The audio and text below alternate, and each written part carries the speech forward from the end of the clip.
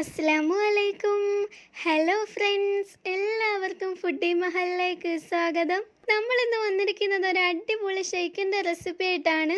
നോമ്പ് തുറക്കുമ്പോഴൊക്കെ കുടിക്കാൻ പറ്റുന്ന ഒരു അടിപൊളി ഷെയ്ക്കാണിത്. അപ്പോൾ നമുക്കിത് എങ്ങനെയാണ് തയ്യാറാക്കുന്നത് നോക്കാം.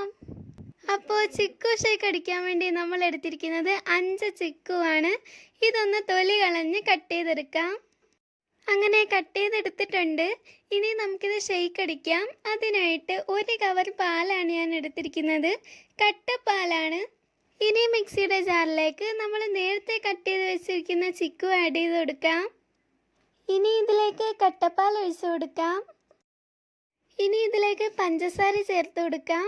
ഞാനിവിടെ ഒരു 5 സ്പൂൺ പഞ്ചസാരയാണ് ചേർത്ത് കൊടുക്കുന്നത്.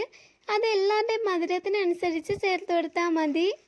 പിന്നെ ഇതിലേക്ക് വാനില എസൻസ് അങ്ങനെ ഒരു എസൻസ് ആഡ് ചെയ്യുന്നില്ല. അതൊക്കെ ഇഷ്ടത്തിനനുസരിച്ച് ചേർത്ത് കൊടുത്താൽ മതി.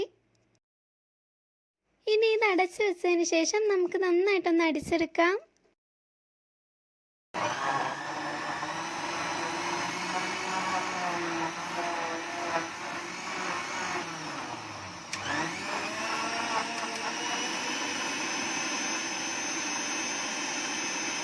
അങ്ങനെ നമ്മൾ നന്നായിട്ട് അടിച്ചെടുത്തിട്ടുണ്ട്.